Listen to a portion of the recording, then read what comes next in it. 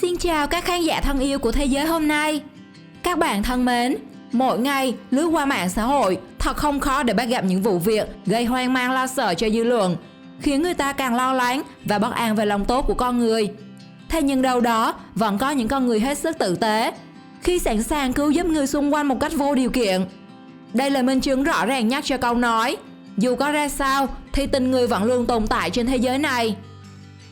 Muốn biết những hành động tốt đẹp đó là gì? Hãy cùng thế giới hôm nay khám phá trong video Camera vô tình quay lại, hành động phi thường trên thế giới mà ít người dám tin.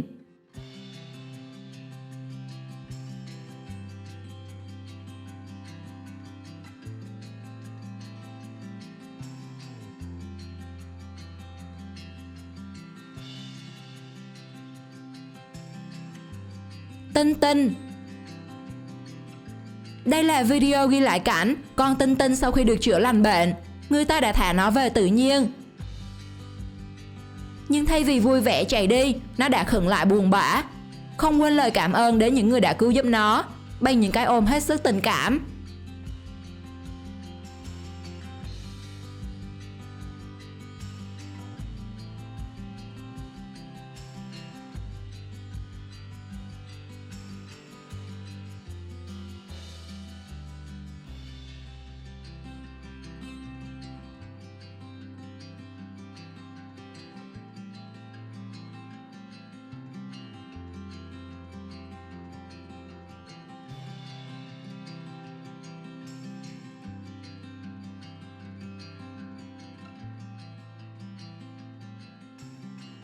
Đi tàu điện ngầm.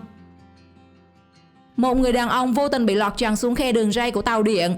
Thế là tất cả những người có mặt đã cùng nhau hợp sức lại, đẩy nghiêng toa tàu, và tất cả đều mỉm cười vui vẻ khi người đàn ông rút chân lên an toàn.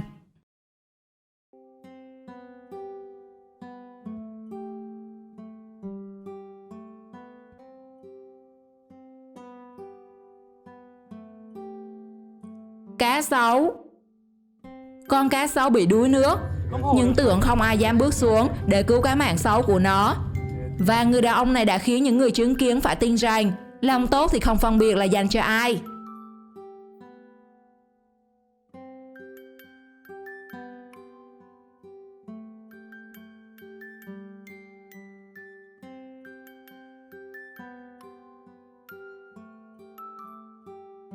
Think about this shit.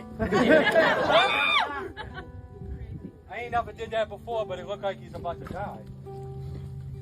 Now hopefully he's up right there, maybe he'll feel better. Người vô gia cư. How's your day? Not very well. I've been out here since 5 o'clock this morning. Sau cuộc trò chuyện, người đàn ông đã tặng cho anh chàng vô gia cư một món quà, cùng với lời nhắn nhủ, tất cả chúng ta đều có ước mơ trước khi bạn hành động và chấp nhận rủi ro, nếu không nó sẽ luôn chỉ là một giấc mơ. Hẳn điều này sẽ làm cho thế giới anh chàng vô gia cư hoàn toàn thay đổi.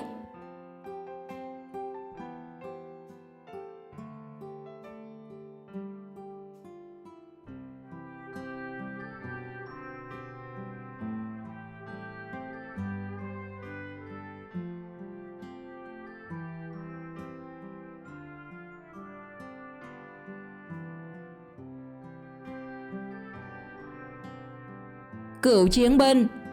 Mặc dù gặp khó khăn trong việc đi lại, nhưng khi nhìn thấy lá cờ tổ quốc bị rơi trên đất, người cựu chiến binh đã đi đến và nhặt nó lên. Trước khi trả lại cho chủ nhà, ông đã xếp lá cờ một cách ngay ngắn, thậm chí còn làm tư thế chào quốc kỳ một cách rất trang trọng. Bạn sẽ làm vậy nếu thấy lá cờ Việt Nam chứ?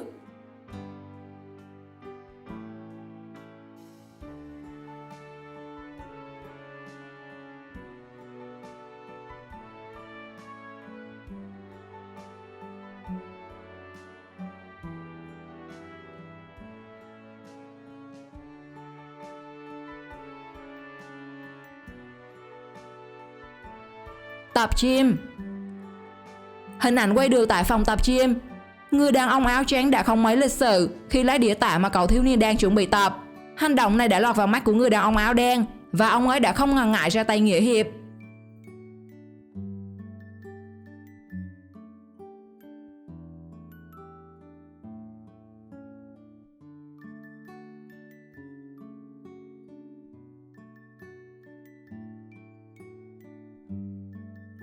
Người giúp việc. Đây là Halima, người giúp việc nhà cho cô gái khi cô chỉ 2 tuổi. Năm 9 tuổi, gia đình cô gái rời khỏi Nigeria. Halima vẫn ở lại đất nước của mình. 8 năm sau, cô gái nhỏ ngày xưa đã 17 tuổi và quay lại thăm Halima. Thật bất ngờ, thời gian xa cách không làm họ cách xa. Khi cửa vừa được mở ra, Halima đã nhận ra cô bạn nhỏ của mình năm nào và họ đã có những khoảnh khắc rất đáng nhớ.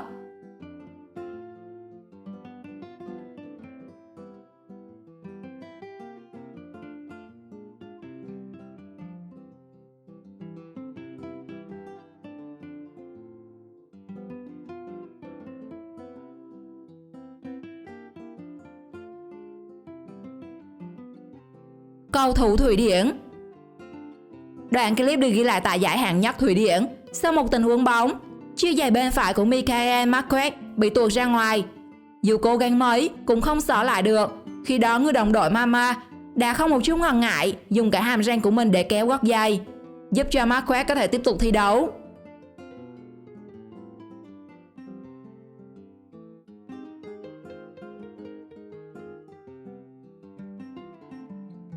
Voi.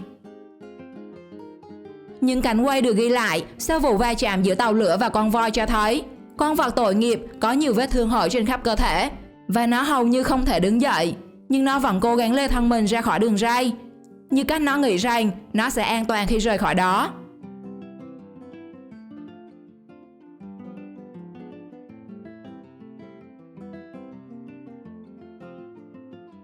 Chú chó bị bỏ rơi.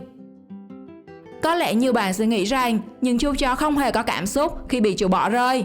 Sai lầm đấy nhé, chúng biết và cảm nhận được hết đó. Chính vì cảm nhận được sự nhẫn tâm của chủ nhân mà chú chó này đã khóc lóc đau thương khi biết mình bị vứt bỏ.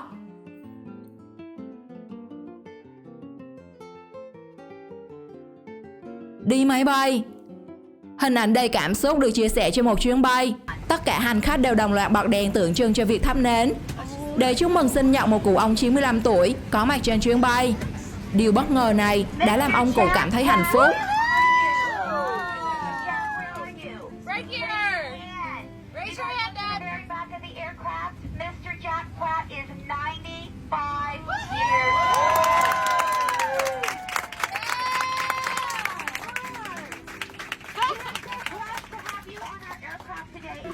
Happy birthday, dear Jack. Happy birthday to you.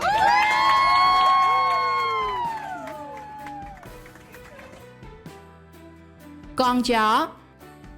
Nhìn vào hình ảnh này, chúng ta có thể thấy con chó mẹ đang cho lũ con của nó bú sữa. Nhưng các bạn có biết, nó điêu hơn chúng ta vẫn tưởng khi giấu thức ăn bên dưới chỗ nằm của mình.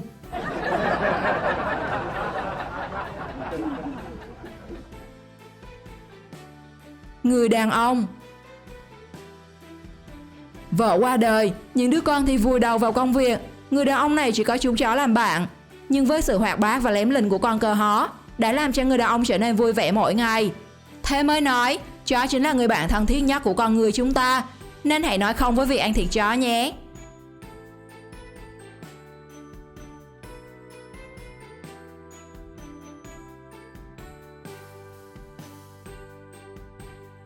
Món quà. She didn't have a voicemail thing. Đoạn clip được một cô gái chia sẻ cho biết mẹ của cô đã mất, chỉ còn một mình bố sống trong nỗi nhớ thương vợ. Vì thế, cô gái đã tặng con búp bê có tiếng của mẹ cô cho bố, và khoảnh khắc nghe được tiếng vợ của mình, người đàn ông đã bật khóc. And that's the dress she wore for Dave's wedding. And push its hand.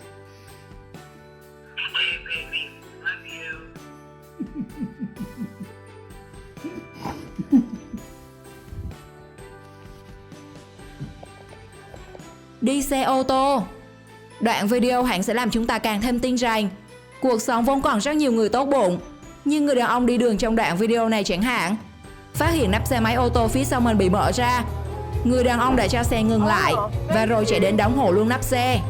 Một hành động tử tế đáng để học hỏi đúng không nào các bạn?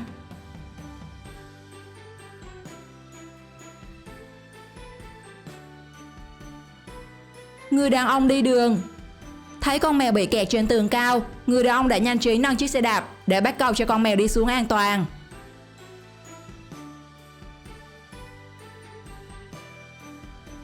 Học sinh Nhật Bản.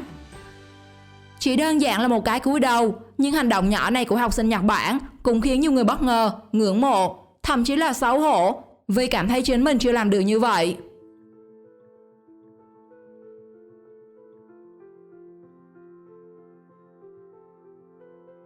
Thể thao hockey. Trong đoạn video, người đàn ông muốn tặng bóng khúc côn cầu cho cậu bé, nhưng rất tiếc nó đã bị người khác cướp mất. Không để cổ động viên Nhí thất vọng, người đàn ông tiếp tục lần 2 tặng bóng bằng cách nhờ người khác đưa tận tay cậu bé.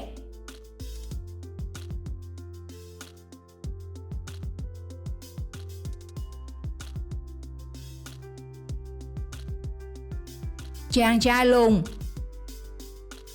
Nếu như mọi người đều xa lánh người đàn ông vô gia cư, thì chàng trai lùn lại thân thiện, cười nói vui vẻ với ông ấy. Có thể thân thể cậu khiếm khuyết, nhưng trái tim cũng như tâm hồn thì luôn rộng lớn. Và quan trọng là nó không khiếm khuyết như một vài người trong chúng ta.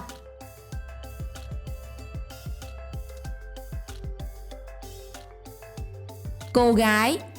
Camera đã vô tình quay được cảnh một cô gái đút thức ăn cho người khuyết tật.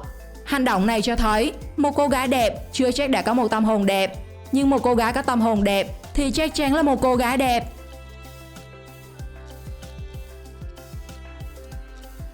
Đứa trẻ. Một đứa trẻ 5 tháng tuổi bỗng dưng phát bệnh và ngừng thở. Có thể thấy cậu bé đã tím tái cả người, nhưng thay vì buông xuôi theo số phận, người phụ nữ trong tình huống này đã kiên quyết giành giật sự sống của đứa trẻ với thần chết. Sau sự nỗ lực không ngừng để hô hấp cho đứa bé, cùng sự hỗ trợ của cảnh sát và nhân viên cứu hỏa, ơn giời, tính mạng của cậu bé đã được giữ lại một cách hy hữu. Đi đường. Chúng ta đã thấy rất nhiều tình huống che chở nhau trong mưa, và đoạn clip này cũng vậy. Vì trời mưa và gió to nên người đàn ông đứng tuổi chạy xe đạp điện phải dừng lại để đảm bảo an toàn. Ngay cạnh đó, tài xế xe máy xúc nhìn thấy liền điều khiển chiếc gầu xúc che mưa cho người đàn ông.